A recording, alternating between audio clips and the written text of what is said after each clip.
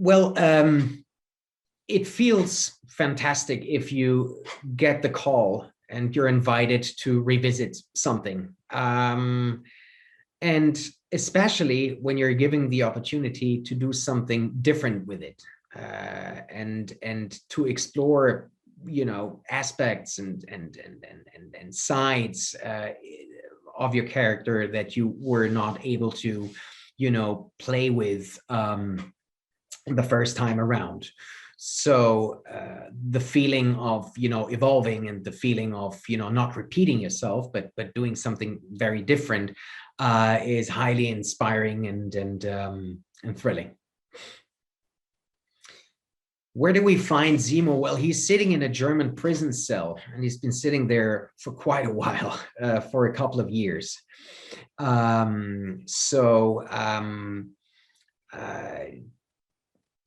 He's probably, thinking of a way to get out, to break out of prison. And I guess he wouldn't have expected Bucky to show up and giving him the opportunity to do so.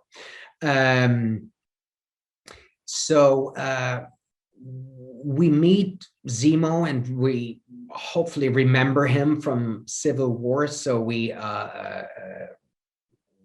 still, understand what he's haunted by and traumatized by, and it includes still that he,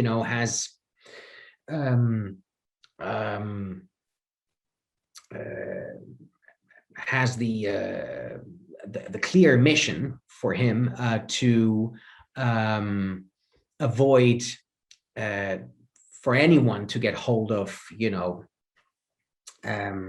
a serum that could allow you to have superpowers, because he has experienced what can happen if that ends up being in the wrong hands. So this is his mission. And the interesting thing about the show is that these three are thrown into a situation in which they have to collaborate. So they couldn't be more different, but still this triangle has to accomplish that mission, and each one does it out of a very individual, motivation. And yeah, the fun about this show in particular for me was, to have these scenes with the two of them, to have that awkward trio, who again couldn't be more different, but still have to work together. We finally get to see Zemo's background in the show and understand that he's a baron, and that he's royalty. His family was.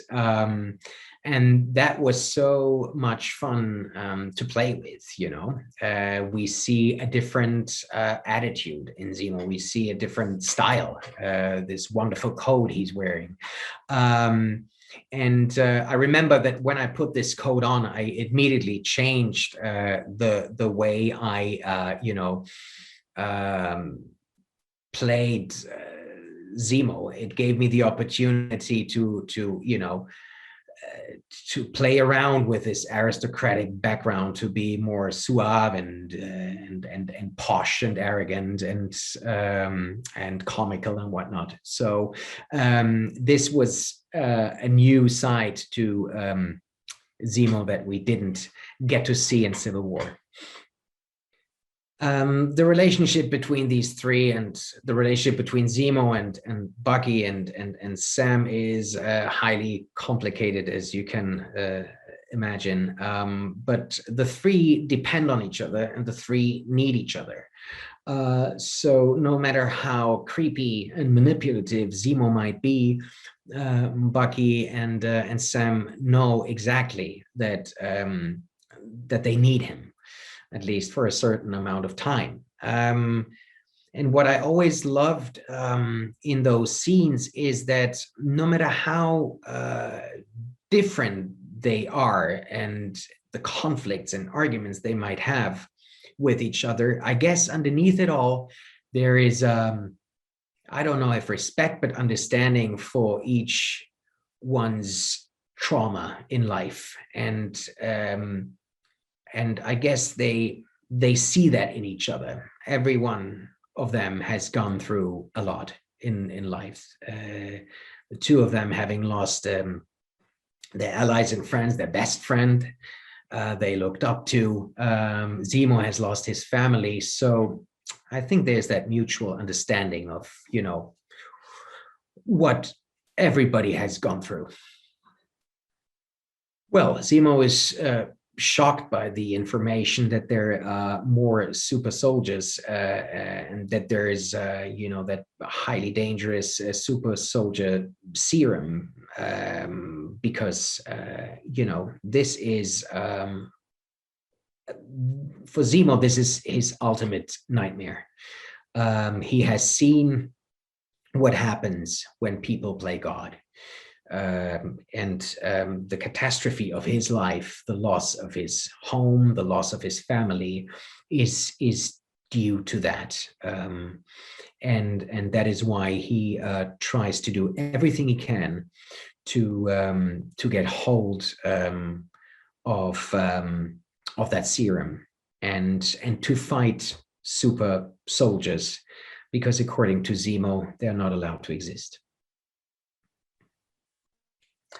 A typical day on the Falcon and Winter Soldier consisted of cracking up, laughing multiple times because of, Anthony Mackie's jokes.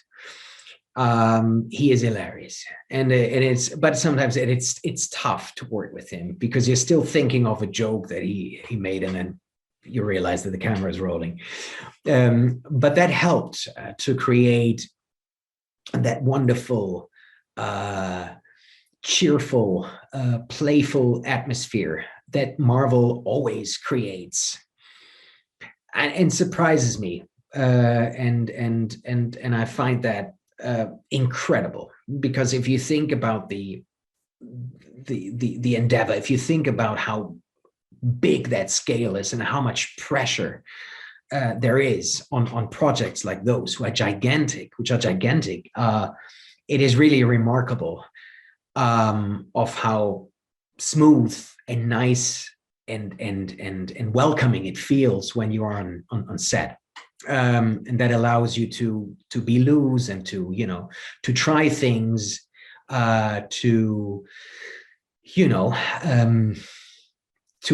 enjoy it. And